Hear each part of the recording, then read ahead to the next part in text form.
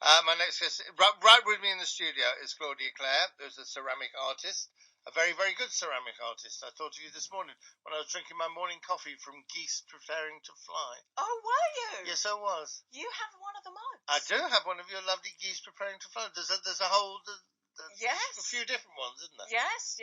Well, congratulations. I'm very pleased you got one of those. Now, when I said that we got to get Claudia Clare, and I said to them, was when I saw you being interviewed about something else, about the Royal Academy. Ah, yes. When that was going on.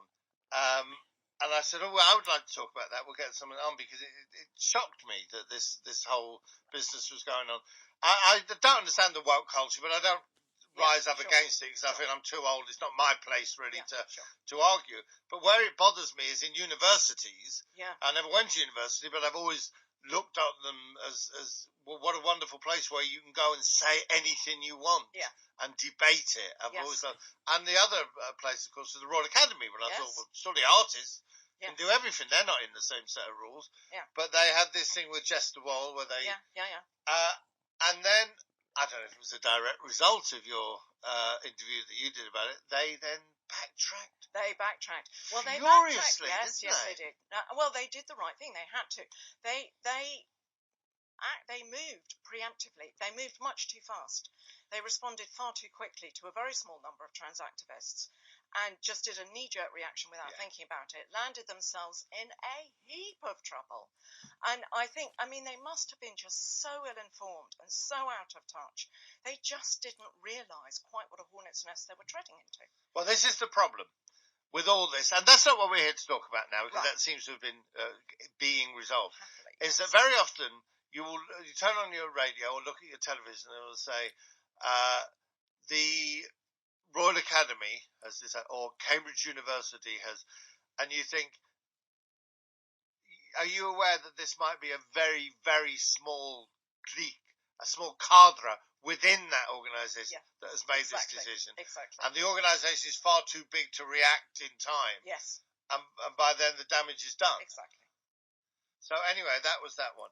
But mainly, I just wanted to talk about ceramics. You want to talk pots, yes. I do want to talk pots, because you have a reputation for doing quite very, very meaningful work and having taken up causes and things like that. Yes. No, I make pots that tell stories, basically. Okay. And, some of them are kind of quite intimate, small domestic stories, things about my own life. But other pots, yes, do address big histories, big causes, issues, things that affect people, yes. Now, you see, I've always liked ceramics. I've got a very nice plate that, what's his name? The plate painter who's got Ken Russell. Oh, He's got the same name as the film director. Right. Okay. I got one of those for a wedding anniversary, because it was there was a porcelain anniversary, apparently. But I'd never thought of it as being part of the. I understand in art, obviously. Yeah. All the symbolism in art. There's an incredible protest going on. But I hadn't realised that it works in ceramics as well. Well, yeah, it has a very long history, because, I mean, pots are very good at sort of commemorating events, which they do. It can be the birth or marriage of kings, but it can also be the birth of the parson's daughter or the candle maker's son, or it covers a huge range. So from the lowest to the highest. And I mean, that's what is exciting about it. So you can go into any museum anywhere in the country, and sort of up at the top of the museum, hidden away under all the dust, you'll find that these small pots that sort of, remember events that have completely been forgotten. So they're like, they store histories. They store sort of memories of kind of quite marginalised lives. And, it's not just the grandiose. It's also the humble. And they seem to, because the pots are, they're everyday things. They're things. Exactly. I mean, obviously, some of them you buy to store. Yeah. We've got pots that we've never used at all. Yeah. They're behind glass.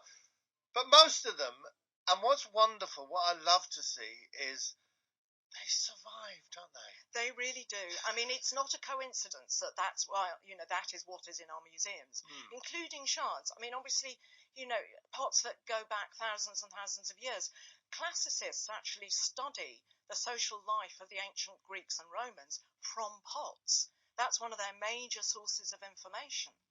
So that's another way in which they store our memories. We have evidence of ancient civilizations because of pots. So it's a very exciting medium to work with because you're working with that whole history.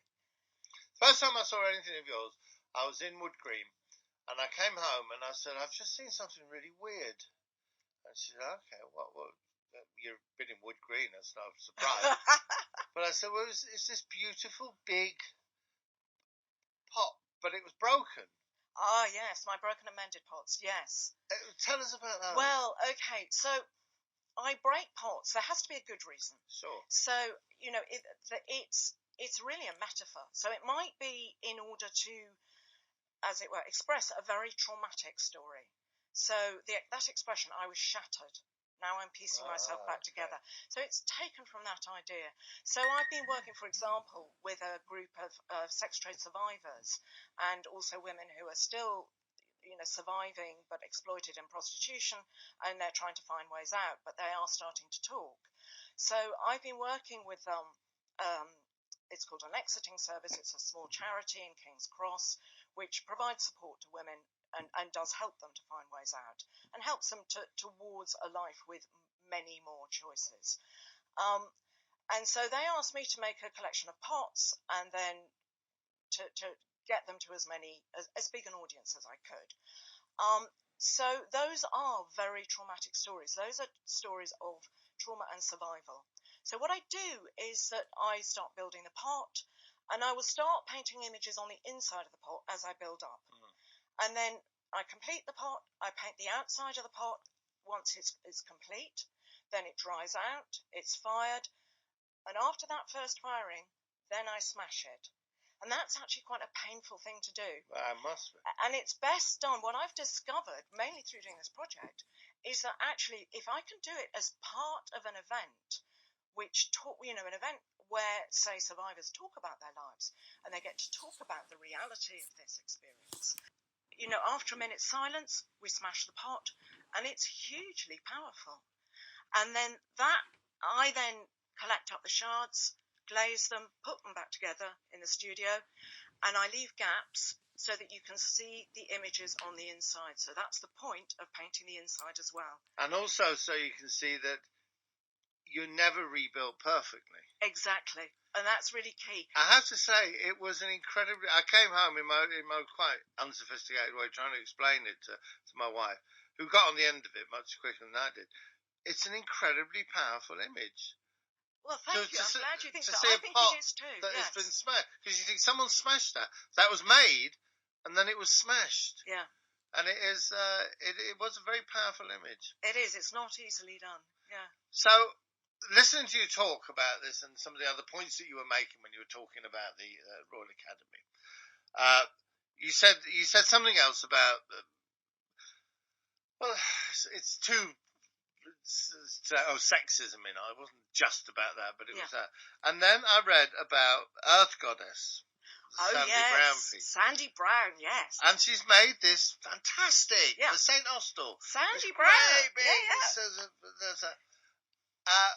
But the point was made in the interview, not harshly, but it was made quite gently, which was, and thank you so much for coming down here and taking a photo of it and covering it. Although it's an incredibly important and huge piece of art, and you think, if that was Anthony Gormley, and bless him, he'd be on the news. Exactly. Look at this man looking out over the sea. This powerful image. Yes. I mean, come on, you can put anything in the sea and make it look good. I'm sorry, but it's true. Sandy Brown is the grande dame of British ceramics. She is the woman who went through the 60s and 70s with all those very earnest pottery men with their beards doing wobbly brown pots. And there was Sandy making earth goddesses and similar in bright colours, driving a coach and horses through every damn rule there was and coming out on top. So hurrah for her. It's a wonderful image, but it did, sometimes you have to have things explained to you. Yes, sometimes absolutely. you have to read, of course, because I remember when I first came to London, you couldn't move for Moores lying around, Henry Moores lying around everywhere. Yes, that's true. And the only other one I knew was Barbara Hepworth. That's because she was hanging outside Debenhams or wherever it was. Probably a better shop than Debenhams, I would think, down on Oxford Street. But it is, it's quite a world, isn't it? Yes. And what's the next big thing in it then? In ceramics, Yeah. you mean? Oh God! Well, ceramics has gone off in so many different directions now that you've got sort of dematerialized ceramics, where quite a large number of people are working with clay that they don't even fire, so that those are, if you like, ephemeral works. They survive only for a short time and then go. Wow. And then there's, I mean, actually, the breaking and mending seems to be coming very much into fashion. Somebody's just brought out an excellent book called Kintsugi. It's called The Poetic Mend. It's by Bonnie Kamsky, and it's it's a superb book and fascinating. Kintsugi's been taken up by large numbers of practitioners, not just potters. The idea of breaking and mending, of honouring that trauma. And that's Kintsugi. That is called Kintsugi. Kintsugi. I'm not pronouncing it properly. I'm pronouncing it the way it's spelt in English, which is Kintsugi. Right. But you know, somebody who is well versed in Japanese culture would probably spell it and pronounce it differently. It's an incredibly powerful thing. It is, and it's actually therapists are very keen on working with it because it's an interesting and quite useful way of working through trauma. And what it does, of course, and maybe this is what art does that nothing else can do. I'm walking through Wood Green and I see it, and I've got to go and buy something. I've got a bag of shopping. I don't know, but I looked at it and thought, why have they done that? And maybe that's the way to get a message across, is to make someone ask the question, what's that all about? Yes, I think so. I think displaying something that looks just that little bit different from what you've been led to expect always helps. It really does. Listen, thank you so much for coming in, Claudia Clare. You're very welcome. And helping us out about ceramic. We can have a regular ceramics thing. We could. Pots on the radio. I'm all for it. You listen to Bob Mills on Talk Radio.